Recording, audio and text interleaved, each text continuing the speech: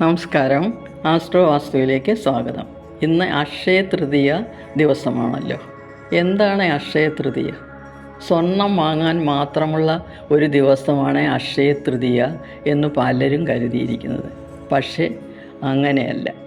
അക്ഷയ എന്നാൽ ഒരിക്കലും ജീർണിക്കാത്ത എന്നാണ് അർത്ഥം. അതിരുകളില്ലാത്ത ഭാഗ്യത്തിൻ്റെയും സമൃദ്ധിയുടെയും പ്രതീകമാണ് അക്ഷയ തൃതീയ. അക്ഷയ തൃതീയ ദിവസം നിങ്ങൾ ചെയ്യുന്ന ഏത് മംഗളകാര്യങ്ങളായാലും അതിൽ നിന്ന് കിട്ടുന്ന പുണ്യഫലങ്ങൾ എന്നും നിങ്ങളുടെ ജീവിതത്തോടൊപ്പം കാണും.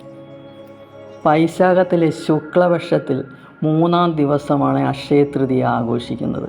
സൂര്യനും ചന്ദ്രനും അവരുടെ ഗ്രഹനിലയിൽ ഉച്ചനായി വരുന്ന ദിവസമാണെന്ന്. പുരാണങ്ങളനുസരിച്ച് ത്രേതായുഗം ആരംഭിക്കുന്നത് അക്ഷയ തൃതീയ നാളിലാണ്. എന്താണ് ത്രേതായുഗം? ഭാരതീയ വിശ്വാസമനുസരിച്ച് 4 യുഗങ്ങളുണ്ട്. അതിൽ 2ാമത്തെ യുഗമാണ് ത്രേതായുഗം. എന്ന് പറഞ്ഞാൽ 3 എന്നാണ് അർത്ഥം. മഹാവിഷ്ണുവിൻ്റെ 3 അവതാരങ്ങൾ ഈ യുഗത്തിലായിരുന്നു. 1 വാമനൻ, 2 പരശുരാമൻ, 3 ശ്രീരാമൻ. അപ്പോൾ ഈ ത്രേതായുഗം ആരംഭിച്ചത് അക്ഷയ തൃതീയ നാളിലായിരുന്നു. ഗണേശ ഭഗവാനോടൊപ്പം വേദവ്യാസൻ മഹാഭാരതം രചിക്കാൻ തുടങ്ങിയത് ഈ നാളിലാണ്.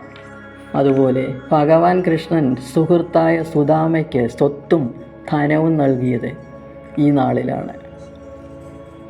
ഈ ദിവസമാണ് കൃഷ്ണൻ പാണ്ഡവർക്ക് വനവാസത്തിനിടെ അക്ഷയപാത്രം സമ്മാനിച്ചത്. വിശ്വാസികളെ സംബന്ധിച്ച് പുണ്യയാത്ര തുടങ്ങുന്ന സമയമാണിത്. സ്വർണം, വെള്ളി എന്നിവ ഈ നാളിൽ വാങ്ങിയാൽ ആ ആളിൻ്റെ ജീവിതത്തിൽ ഐശ്വര്യം വരുമെന്നാണ് വിശ്വസിക്കുന്നത്. പുതിയ കാര്യങ്ങൾ തുടങ്ങാൻ ഉചിതമായ ദിവസം തന്നെയാണ് അക്ഷയ തൃതീയ. പുതിയ ബിസിനസ് തുടങ്ങുക, പുതിയ ജോലിയിൽ ഏർപ്പെടുക, പുതിയ വീട്ടിലേക്ക് മാറുക, പുതിയ ബാങ്ക് അക്കൗണ്ട് എടുക്കുക, ഇതെല്ലാം ഇതിനകത്തിൽ ഉൾപ്പെടുന്നു. ഈ ദിവസം ലക്ഷ്മി നാരായണ സങ്കല്പത്തിലുള്ള മഹാവിഷ്ണു ക്ഷേത്രത്തിൽ ദർശനം നടത്തുക. ഭഗവാന് തൃക്കൈവെണ്ണ, തുളസിക്കതിർ, കൽക്കണ്ടം എന്നിവ സമർപ്പിക്കുക. അക്ഷയ തൃതീയ ദിവസം മഹാവിഷ്ണുവിനെയും ലക്ഷ്മി ദേവിയെയും പൂജിക്കാം. കുടുംബത്തിൽ ഐശ്വര്യവും സമ്പത്തും സമൃദ്ധിയും വർദ്ധിക്കും. അക്ഷയ തൃതീയ ദിവസം അതിരാവിലെ എഴുന്നേൽക്കുക. കുളിച്ച് വൃത്തിയായി ശുദ്ധ വസ്ത്രം ധരിക്കുക. സൂര്യദേവന് ഒരു നിവേദ്യം അർപ്പിക്കുക. വിഷ്ണു ഭക്തർക്ക് ഈ ദിവസം വ്രതമെടുത്ത് ദേവനെ ആരാധിക്കുന്നത് വളരെ നല്ലതാണ്. പിന്നീട് പാവപ്പെട്ടവർക്ക് അരി, ഉപ്പ്, നെയ്യ്, പച്ചക്കറി, പഴങ്ങൾ, വസ്ത്രങ്ങൾ എന്നിവ വിതരണം ചെയ്യണം. ഇതിനെല്ലാം ശേഷം മാത്രമേ ജലപാനം പാടുള്ളൂ.